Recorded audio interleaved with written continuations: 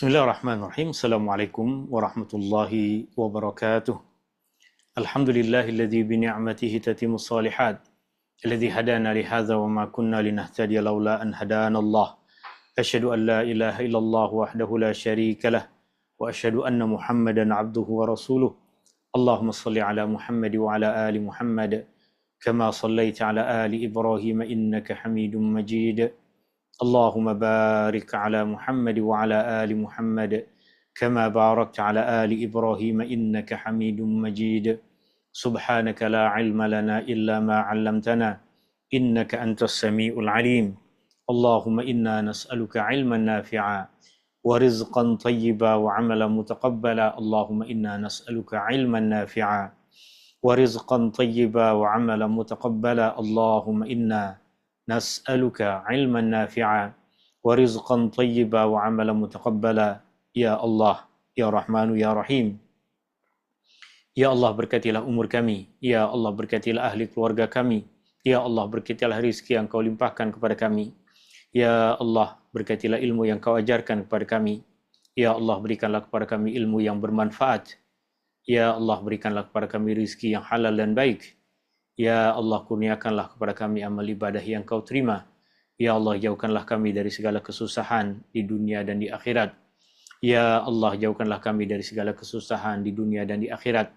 Ya Allah, jauhkanlah kami dari segala kesusahan di dunia dan di akhirat. Ya Allah, berikanlah pertolongan kepada saudara-saudara kami di Palestin. Ya Allah, berikanlah pertolongan kepada saudara-saudara kami di Sudan. Ya Allah, berikanlah kepada mereka kebaikan di dunia dan di akhirat. Ya Allah, berikanlah kepada mereka pertolongan. Ya Allah, berikanlah kepada mereka makanan. Ya Allah, berikanlah kepada mereka pakaian. Ya Allah, berikanlah kepada mereka perlindungan. Ya Allah, ampunilah dosa kami. Ya Allah, ampunilah dosa ibu bapa kami. Ya Allah, ampunilah dosa kami. Ya Allah, ampunilah dosa ahli keluarga kami. Ya Allah, sembuhkanlah orang-orang yang sakit di antara kami. Ya Allah, sembuhkanlah orang-orang yang sakit di antara ahli keluarga kami. Rabbana taqabbal minna innaka antas samiul alim wa tub alaina innaka antat tawwabur rahim. Rabbana atina fid dunya hasanah wa fil akhirati hasanatan wa qina adzaban nar. Wa sallallahu ala nabiy Muhammadin walhamdulillahi rabbil alamin. Tuan-tuan, puan-puan, hadirin yang dirahmati Allah Subhanahu wa taala, ini adalah perjumpaan kita yang ke-9 dalam ayat dan hikmah surah An-Nur, di mana tafsir Al-Imam Ibnu Katsir adalah tafsir yang menjadi rujukan utama di dalam majlis ilmu ini. Saya telah pun kongsikan kepada tuan-tuan dan puan-puan nota tafsir Ibnu Katsir untuk ayat yang insya-Allah kita akan kupas dalam majlis ilmu kita di petang hari ini, atau tepatnya terjemahan dari ringkasan tafsir Ibnu Katsir.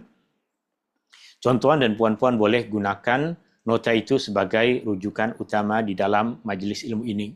Apa yang kita akan kupas, apa yang kita akan pelajari dalam majlis ilmu kita di petang hari ini adalah ayat yang ke-26. Ayat yang ke-26 dari surah An-Nur.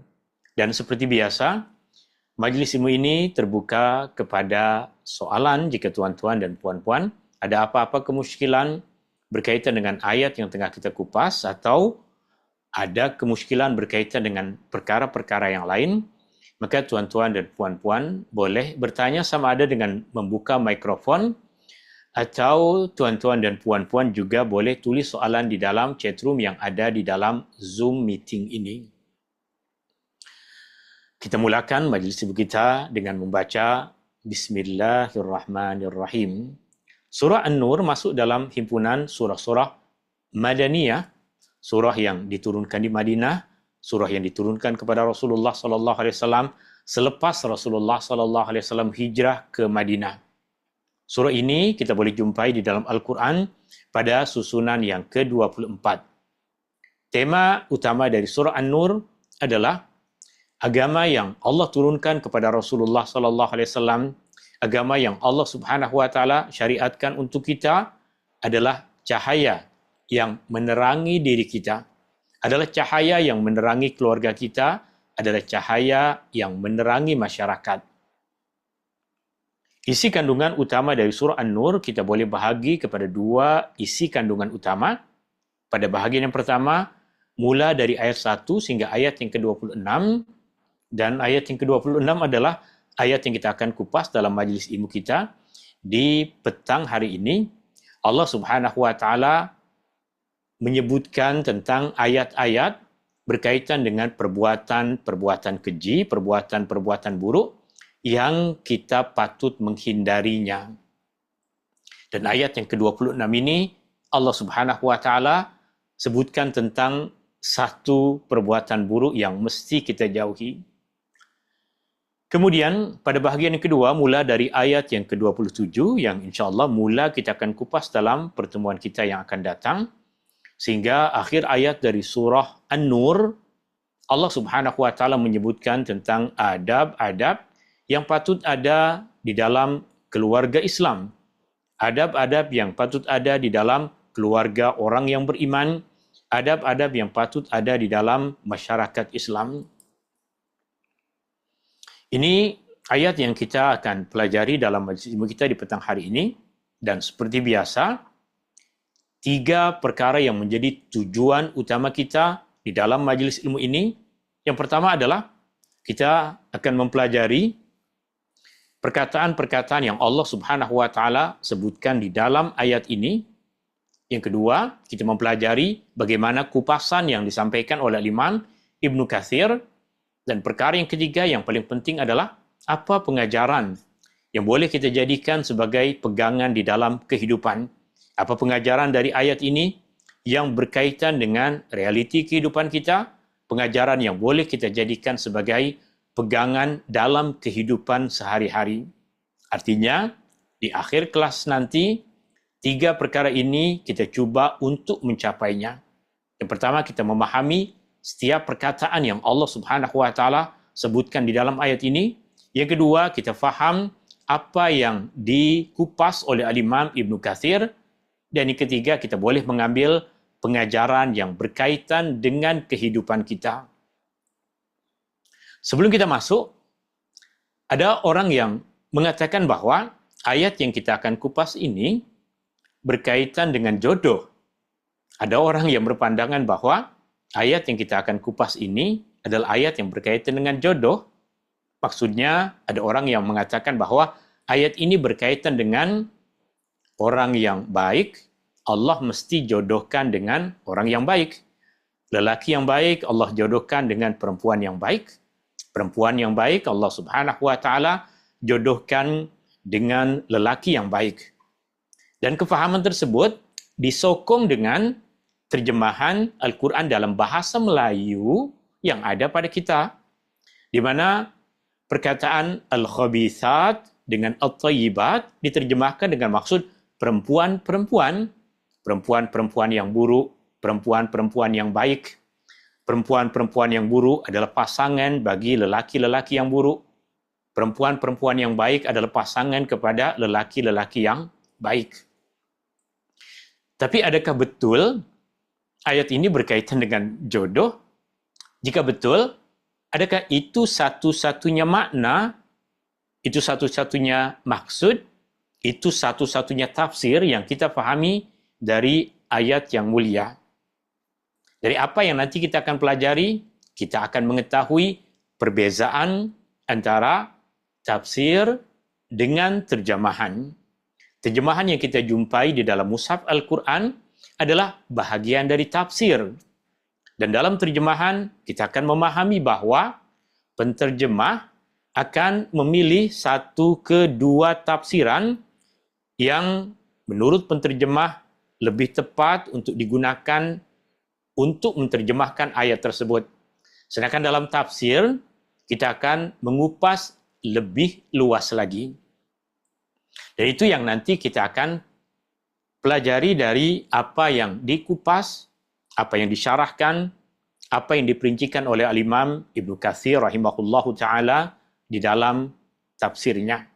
Sehingga, seperti yang saya selalu tegaskan kepada tuan-tuan dan puan-puan, berkaitan dengan nota terjemahan yang saya kongsikan kepada tuan-tuan dan puan-puan, saya perlu kembali ulang bahwa terjemahan ayat Al-Quran pada bahagian atas, pada bahagian pertama, nota tersebut adalah terjemahan yang kita ambil, artinya saya copy terus dari terjemahan Abdullah Basamih tanpa ada perubahan.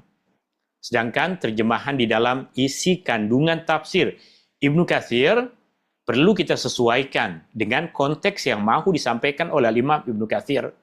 Sehingga terjemahan di dalam teks tafsir berbeza dengan terjemahan yang ada di dalam ayat asal yang ada pada bahagian atas di dalam nota yang saya kongsikan kepada tuan-tuan dan puan-puan.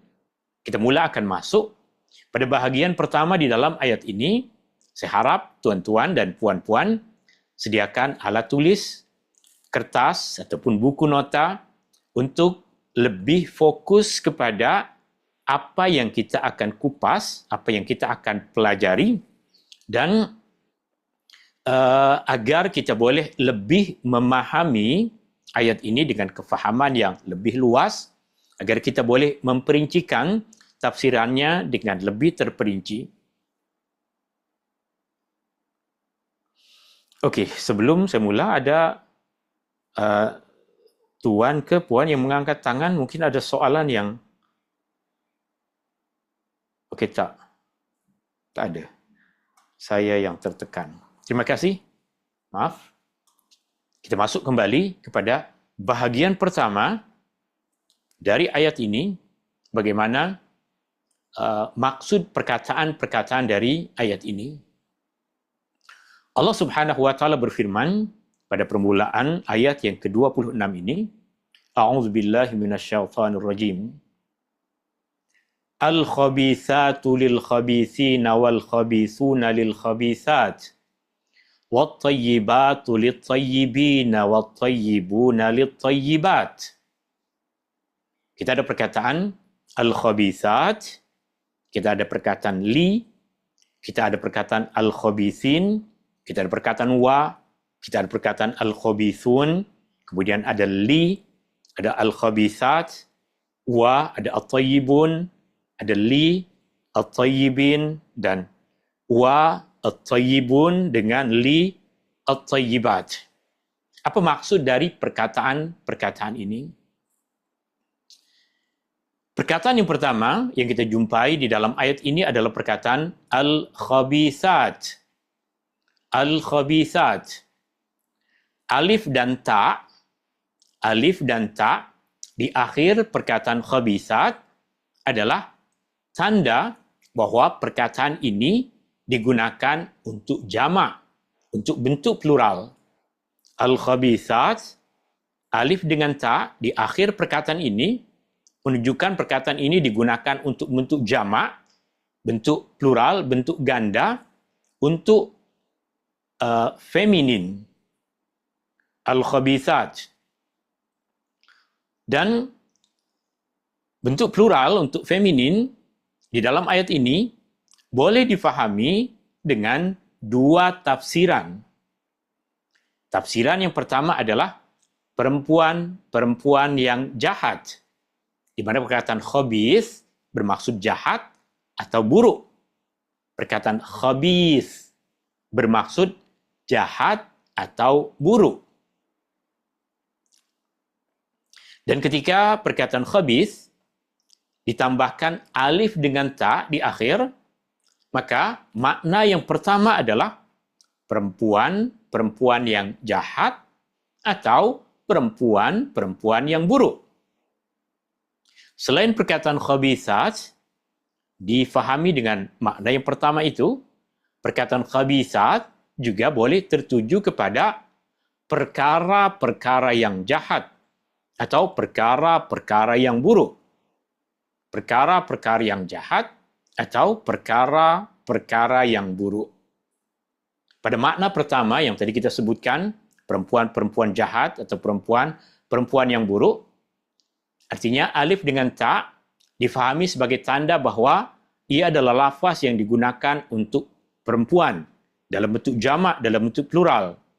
Sama seperti perkataan muslimat bermaksud perempuan-perempuan Islam, mukminat, perempuan-perempuan yang beriman. Tapi berbeza dengan perkataan mukmin, berbeza dengan perkataan berbeza dengan perkataan muslimat, dengan mukminat, perkataan khabithat boleh digunakan untuk mensifatkan kaum perempuan, dan perkataan khabithat juga boleh digunakan untuk mensifatkan benda atau sifat atau perangai. Sehingga kita memilih untuk menerjemahkannya dengan makna yang lebih luas, yaitu perkara-perkara yang buruk, perkara-perkara yang jahat, al-khabithat. Kemudian, perkataan yang kedua di dalam ayat ini adalah perkataan li. Li bermaksud untuk, li bermaksud bagi, li bermaksud milik, kepunyaan.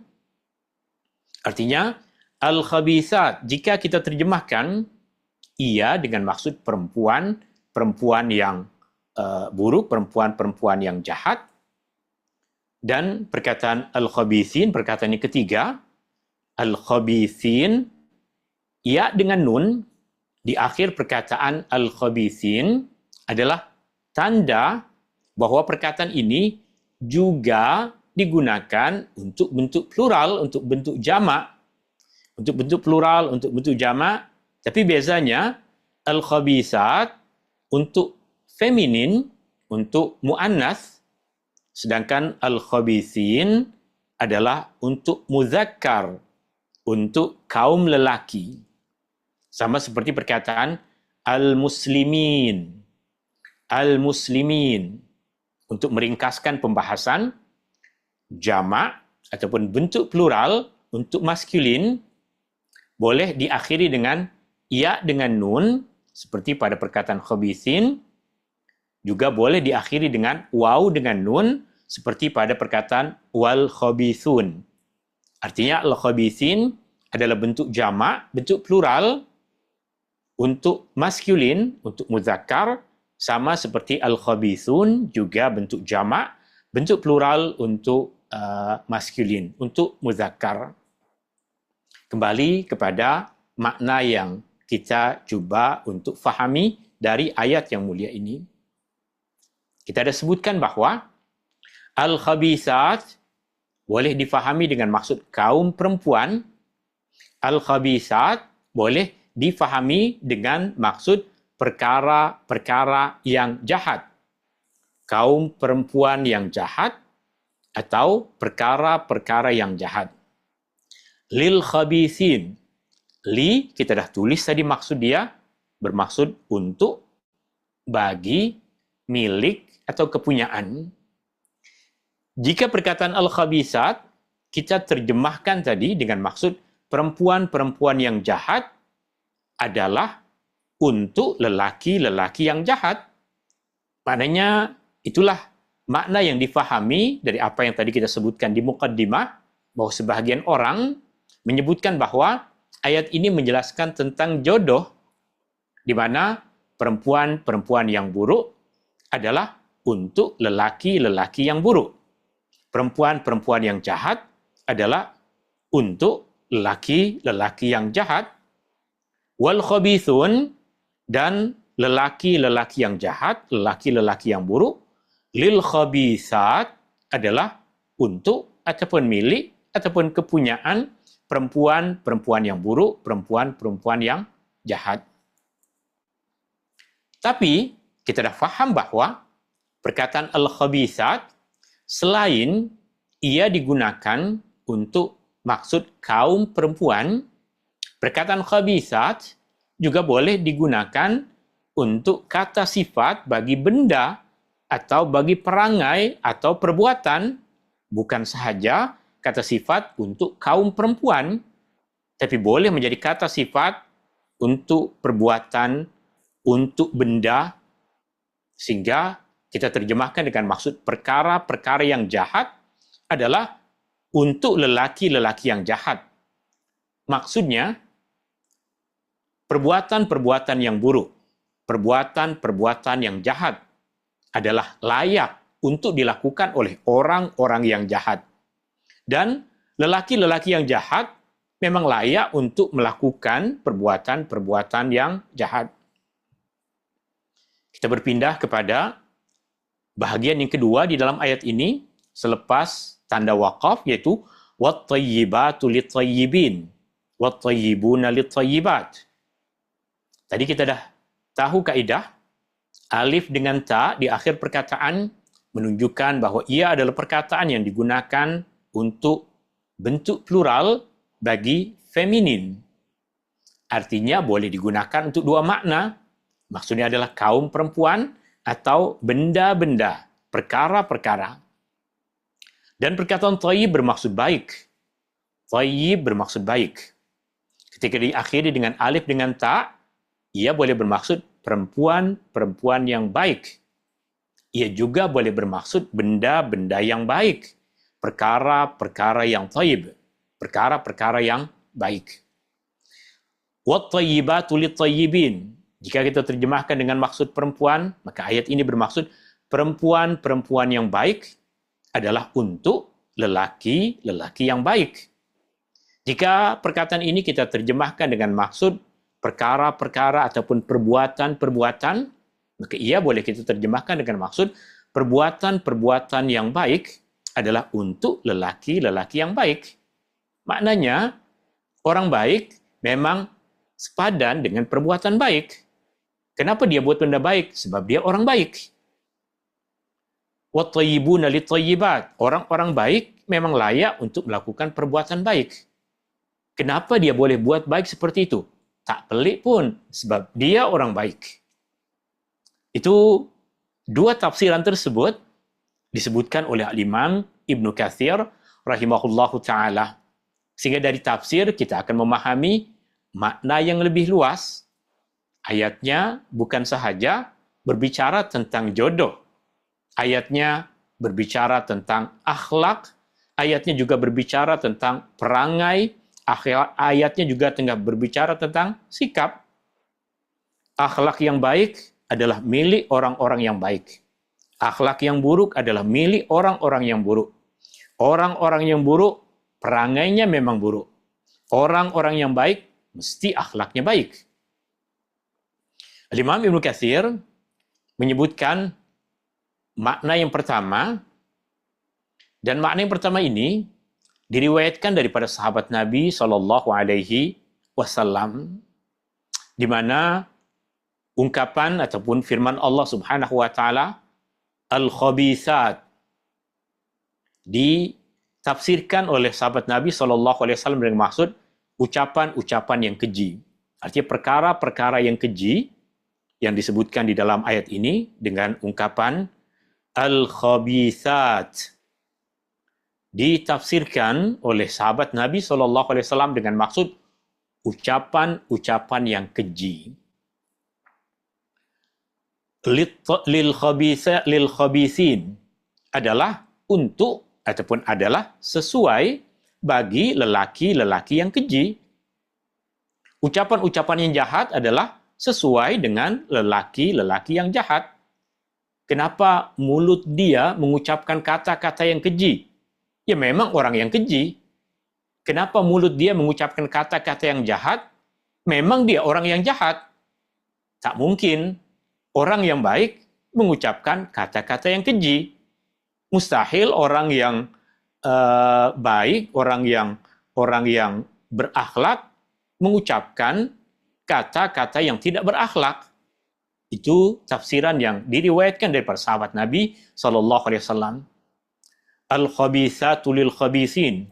Ucapan-ucapan yang keji adalah milik ataupun sesuai bagi lelaki-lelaki yang keji. Dan orang-orang yang keji, lelaki-lelaki yang keji, adalah sesuai bagi ucapan-ucapan yang keji.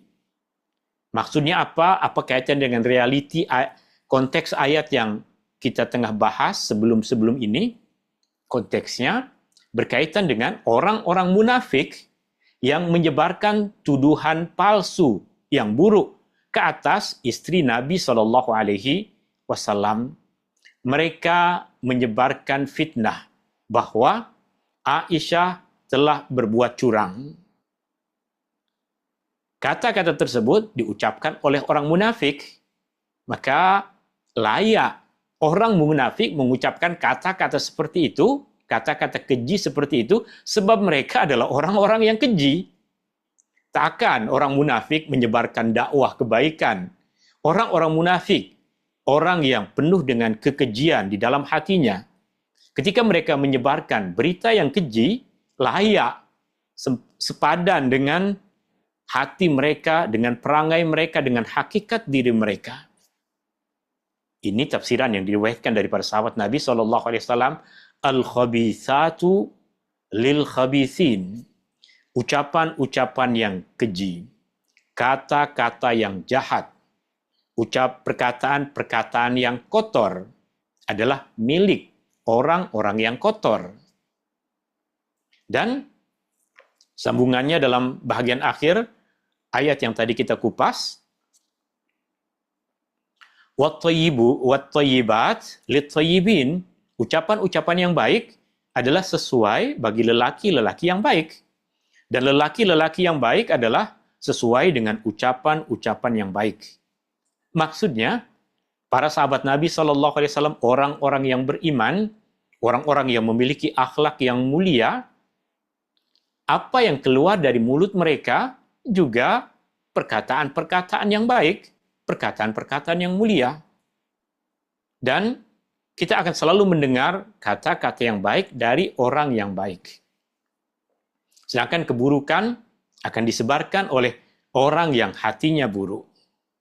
Sehingga dari apa yang dikatakan oleh sahabat Nabi SAW, kita akan tahu bahwa apa yang terucap dari mulut seseorang adalah cerminan dirinya. Jika dirinya baik, apa yang keluar darinya adalah benda yang baik. Jika dirinya buruk, yang keluar juga buruk. Jika yang keluar dari mulutnya adalah kata-kata hikmah, maka hatinya penuh dengan hikmah. Jika apa yang keluar dari mulutnya adalah caci maki, maka itulah hakikat yang ada di dalam dirinya. Ini tafsiran pertama yang disebutkan oleh Imam Ibnu Katsir, dan tafsiran ini diriwayatkan daripada sahabat Nabi SAW. Kemudian Imam Ibnu Katsir menyebutkan beliau juga, yaitu sahabat Nabi SAW, Abdullah bin Abbas radhiyallahu anhuma, mengatakan bahwa ayat ini diturunkan berkaitan dengan Aisyah dan golongan orang-orang munafik yang telah menyebarkan tuduhan palsu kepadanya. Mereka, orang-orang munafik, layak untuk mengucapkan kata-kata buruk seperti itu. Kenapa? Sebab mereka adalah orang-orang yang buruk. Al-khabithat, kata-kata yang buruk. Kata-kata yang jahat. Perkara-perkara yang buruk. Perkara-perkara yang jahat. Lil khabithin, adalah milik orang-orang yang jahat. Milik orang-orang yang buruk. Sedangkan Rasulullah SAW, para sahabat, bukan orang-orang yang jahat. Maka mereka pelihara mulut mereka daripada mengucapkan kata-kata yang keji. Mereka pelihara mulut mereka daripada menyebarkan tuduhan-tuduhan yang palsu. Demikian, tafsiran ini juga diriwayatkan daripada Mujahid, murid kepada Abdullah bin Abbas, Atha, tokoh ulama tabi'in yang dulu pada masa tabi'in dikenal sebagai mufti Makkah, Sa'id bin Jubair rahimahullah ta'ala, tokoh besar di kalangan tabi'in, orang yang dikatakan bahwa semua ulama yang lain memiliki kepakaran tertentu di dalam ilmu agama. Sedangkan Sa'id bin Jubair pakar dalam semua ilmu. Asy-Sya'bi, Al-Hasan Al-Basri, Habib bin Abi Thabit dan Ad-Dhahhak, tokoh-tokoh ulama tabi'in ini berpandangan sama bahwa maksud dari ayat ini adalah perkataan-perkataan yang buruk adalah milik orang-orang yang buruk. Perkataan-perkataan, ucapan-ucapan yang baik adalah milik orang-orang yang baik. Untuk kita dikenal orang sebagai orang yang baik, tak perlu kita mengatakan, saya orang baik. Orang akan dengar apa yang kita cakap. Jika yang keluar dari mulut kita adalah kebaikan, itu mencerminkan apa yang ada dalam hati kita. Jika buruk, tak payah cakap. Buruk pun orang dah tahu. apa yang ada di dalam hati kita. Ini pandangan juga dipilih oleh Syekhul Mufassirin Muhammad Ibnu Jarir At-Tabari yang menjelaskan bahwa ucapan buruk lebih sesuai bagi orang yang buruk, ucapan yang baik lebih sesuai bagi orang-orang yang baik. Maka apa yang dinisbahkan, apa yang dituduhkan, apa yang dilemparkan oleh orang-orang munafik kepada Aisyah sebenarnya lebih layak untuk ditujukan kepada diri mereka sendiri.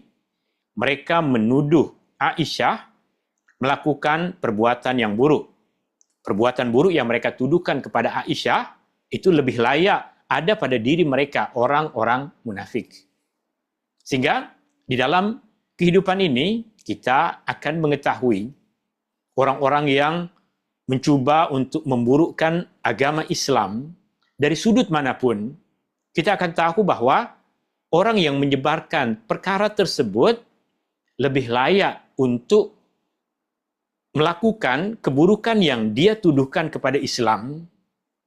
Artinya, ketika orang mengupas tentang undang-undang di dalam agama Islam, menuduhnya sebagai sesuatu undang-undang yang keji, yang zalim, yang menganiaya, hakikatnya orang yang menyebarkan syubhat seperti itu, dialah yang memiliki undang-undang yang zalim, undang-undang yang menganiaya, undang-undang yang tidak adil.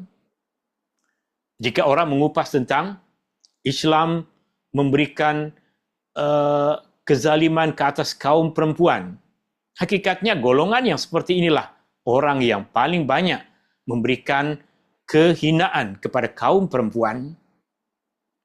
Apa yang dinisbahkan oleh golongan orang-orang munafik kepada Aisyah sebenarnya lebih layak untuk ditujukan kepada diri mereka sendiri, sedangkan Aisyah lebih layak dibersihkan dan dimuliakan daripada mereka. Oleh itu Allah Subhanahu wa taala berfirman, ulaika, mereka itu, yaitu Aisyah, istri-istri Nabi SAW, orang-orang yang beriman yang telah dituduh oleh orang-orang munafik dengan tuduhan-tuduhan yang buruk. Ulaika, mereka itu, mubarrauna, mereka itu semua adalah bersih. Mubarrauna, orang-orang yang dibersihkan.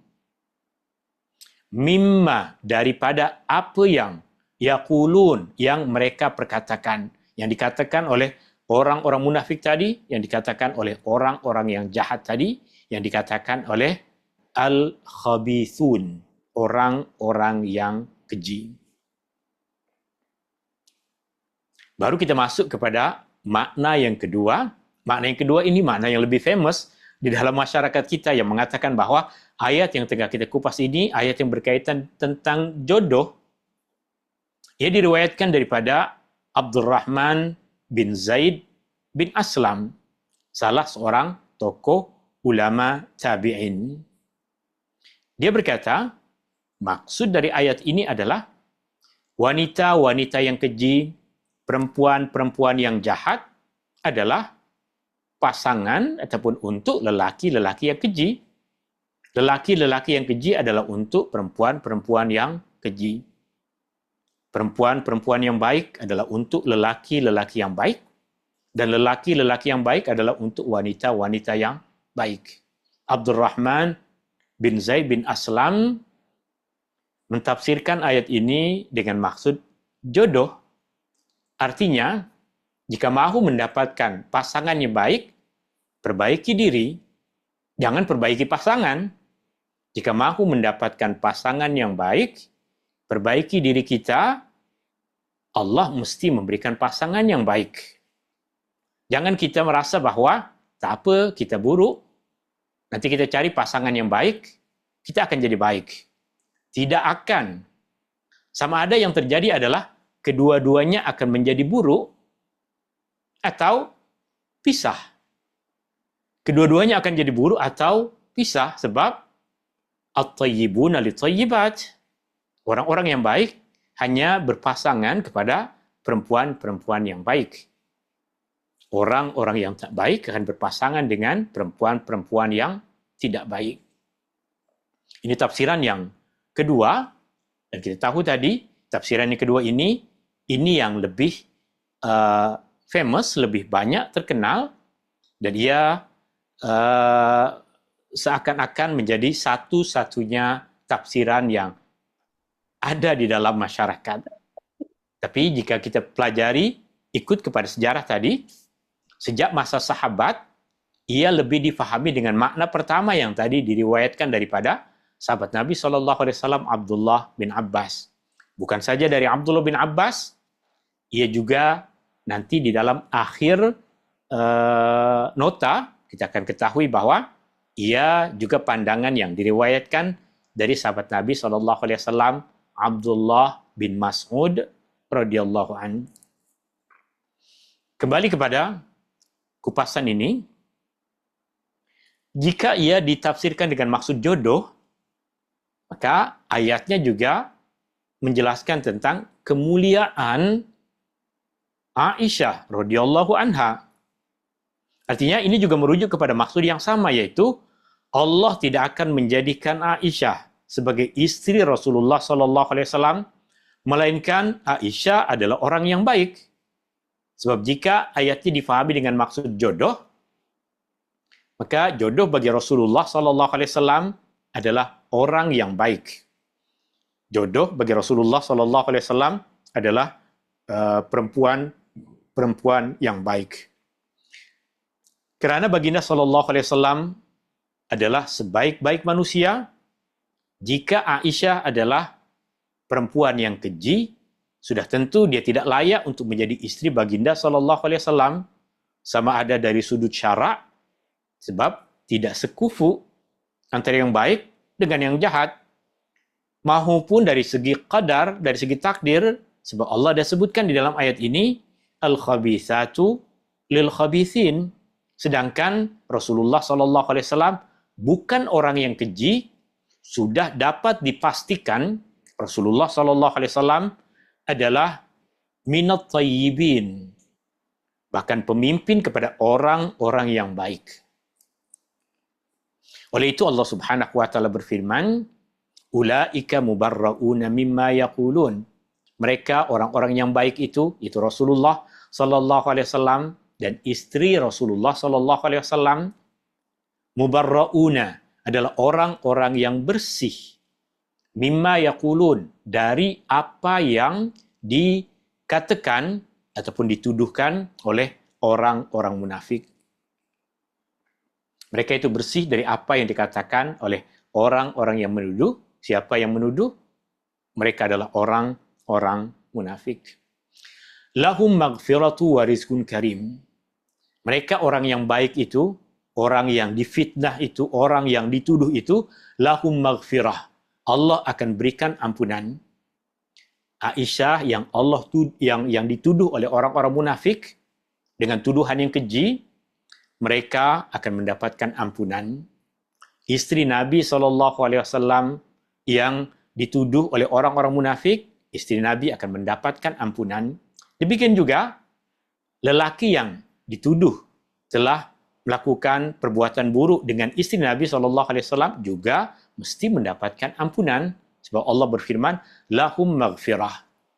Tentu pengajarannya bagi kita adalah orang yang difitnah, orang yang dituduh dengan tuduhan yang buruk, dengan tuduhan yang keji. Padahal dia bersih dari tuduhan tersebut, dia tidak melakukan apa yang dituduhkan tersebut. Tuduhan tadi akan memberikan kebaikan kepada mereka di akhirat berupa ampunan. Artinya, keburukan yang orang lemparkan kepada kita di dunia yang menyebabkan kita susah, yang menyebabkan nama kita menjadi buruk di hadapan orang, padahal kita tidak melakukan keburukan itu, ia salah satu jalan yang Allah Subhanahu wa taala berikan kepada seseorang untuk Allah memberikan ampunan. Wa rizqun karim, dan rizki yang mulia. Rizki yang mulia, di antara maksudnya adalah syurga yang mulia. Rizqun karim, kurnia yang mulia, balasan akhirat yang mulia, itu mendapatkan rizki di dalam syurga Allah Subhanahu wa Ta'ala. Bagi mereka keampunan sebagai balasan atas tuduhan palsu yang orang lain lemparkan kepada mereka, dan rizki yang mulia di sisi Allah dalam syurga yang penuh dengan kenikmatan. Ini juga merupakan janji Allah kepada Aisyah untuk menjadi istri Rasulullah SAW di dunia dan di akhirat. Artinya ayatnya secara khusus turun berkaitan dengan Aisyah. Secara umum, jika ayatnya difahami dengan maksud jodoh, maka perempuan-perempuan yang baik akan dipasangkan dengan lelaki-lelaki yang baik. Lelaki-lelaki yang baik akan dipasangkan dengan perempuan-perempuan yang baik. Perempuan-perempuan yang jahat, keji akan dipasangkan dengan lelaki-lelaki yang jahat dan keji. Lelaki-lelaki yang jahat dan keji akan dipasangkan dengan perempuan-perempuan yang jahat dan keji. Di dunia dan di akhirat. Ini juga merupakan janji, artinya karena Allah sebutkan ayat ini secara khusus tentang Aisyah, sudah tentu kita faham, ia bermaksud Aisyah akan menjadi pasangan bagi Rasulullah SAW di akhirat. Abdullah berkata, Abdullah yang dimaksud di sini adalah Abdullah bin Mas'ud radhiyallahu anhuma. Radhiyallahu an. Abdullah bin Mas'ud berkata, seorang mukmin, orang yang beriman, apabila ada kata-kata baik dalam hatinya, orang beriman, jika hatinya baik, kebaikan tersebut akan bergema di dalam dadanya, sehingga ia melafazkannya. Lalu orang yang mendengar akan mengulang-ulang kebaikan tersebut dan menyimpannya. Kebaikan yang kita ucapkan, nasihat yang kita sebarkan, orang lain akan dengar, masuk ke dalam hati mereka, dan akan tersimpan di dunia sehingga ke akhirat. Sedangkan orang yang derhaka, apabila ada kata-kata buruk di dalam hatinya, sama ia akan bergema di dalam hati, di dalam dadanya, sehingga kemudian dia mengucapkannya, melafazkannya. Lalu orang lain mendengarnya, mengulangnya, dan menyimpannya. Berkaitan dengan kata-kata yang baik dan kata-kata yang buruk, Abdullah bin Mas'ud radhiyallahu an kemudian mengatakan, kemudian Abdullah membaca ayat yang tengah kita kupas ini. Artinya, sahabat Nabi SAW Abdullah juga berpandangan bahwa al-khabisat maksudnya adalah kata-kata yang buruk, kata-kata yang keji adalah milik lelaki-lelaki yang keji. Kata-kata yang baik adalah milik orang-orang yang baik, lelaki ataupun perempuan. Dia bacakan ayat yang kita tengah kupas, al-khabithatu lil-khabithin. Perkara-perkara yang jahat adalah untuk orang-orang yang jahat. Artinya kata-kata yang buruk adalah milik orang-orang yang buruk. Wal-khabithun, dan orang-orang yang buruk, lil-khabithat, adalah milik ataupun sepadan dengan kata-kata yang buruk. Wat-thayyibat, kata-kata yang baik, lit-thayyibin, milik orang-orang yang baik. Wat-thayyibun, orang-orang yang baik, lit-thayyibat, adalah milik ataupun sesuai ataupun layak dengan perkataan-perkataan yang baik. Ulaika, orang-orang yang baik itu. Mubarra'una, mereka semua bersih. Mimma yaqulun, daripada apa yang dikatakan oleh lelaki-lelaki ataupun orang-orang yang jahat, oleh orang-orang munafik. Lahum maghfiratun, orang-orang yang telah dituduh dengan kata-kata yang buruk tadi, dengan tuduhan-tuduhan yang buruk, dengan celaan-celaan yang buruk, Allah akan gantikan keburukan tersebut dengan memberikan ampunan, dan Allah memberikan kurnia yang mulia, syurga yang mulia. Tuan-tuan dan puan-puan yang dirahmati Allah Subhanahu wa Ta'ala, ini ayat yang kita kupas dalam majlis ilmu kita di petang hari ini. Semoga dari pertemuan kita yang ringkas ini ada ilmu, ada pengajaran, ada kebaikan yang kita dapatkan. 3 tujuan utama yang tadi kita sebutkan. Yang pertama, kita memahami perkataan-perkataan yang Allah sebutkan di dalam ayat ini, alhamdulillah kita telah kupas. Yang kedua, kita memahami apa yang disampaikan oleh Imam Ibnu Katsir. Dan yang ketiga yang terpenting adalah apa pengajaran yang boleh kita ambil dari majelis ilmu ini, apa pengajaran yang boleh kita ambil dari ayat yang mulia ini. Pengajaran yang pertama, kata-kata yang keluar dari seseorang mencerminkan isi hatinya. Setiap ucapan yang kita ucapkan akan memberikan kesan dan kita mesti bertanggung jawab dengan apa yang kita ucapkan. Jika kita mengucapkan kebaikan, cerminan apa yang ada di dalam hati kita, dan itu akan memberikan kesan pada diri kita, pada orang lain di dunia dan di akhirat. Jika yang kita ucapkan adalah keburukan, itulah cerminan hati kita, dia akan memberikan kesan yang buruk bagi kita di dunia dan di akhirat. Pengajaran yang kedua, Aisyah telah difitnah oleh golongan orang-orang munafik.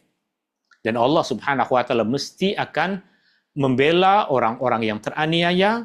Allah Subhanahu wa taala sendiri yang membela dan menyucikan Aisyah dari tuduhan-tuduhan yang dilemparkan oleh orang-orang munafik. Dan pengajaran yang ketiga, ini berkaitan dengan jodoh. Allah menetapkan bahwa perempuan yang baik adalah untuk lelaki yang baik dan sebaliknya. Orang yang buruk akan mendapatkan pasangan yang buruk. Semoga Allah Subhanahu wa taala memperbaiki kita semua sehingga pasangan kita pun menjadi baik. Semoga Allah Subhanahu wa taala menjauhkan diri kita, ahli keluarga kita dari ucapan-ucapan yang buruk, karena ucapan-ucapan yang buruk adalah cerminan dari hati yang buruk. Wallahu ta'ala a'la wa a'lam. Semoga apa yang kita kupas, apa yang kita pelajari memberikan manfaat bagi kita dunia dan di akhirat. Terakhir, seperti biasa, pesan dari Bi'an Home Quran, tuan-tuan dan puan-puan dah mengaji. Jika sudah, alhamdulillah. Jika ada sesiapa di antara tuan-tuan dan puan-puan yang memerlukan guru mengaji untuk tuan, puan, adik, kakak, abang, anak, cucu, jiran, sahabat, maka tuan-tuan dan puan-puan boleh save nombor ini dan insya-Allah Bi'an Home Quran ada guru yang boleh datang ke rumah atau mengajar secara dalam talian, atau tuan-tuan dan puan-puan boleh datang ke center kami di Kota Damansara.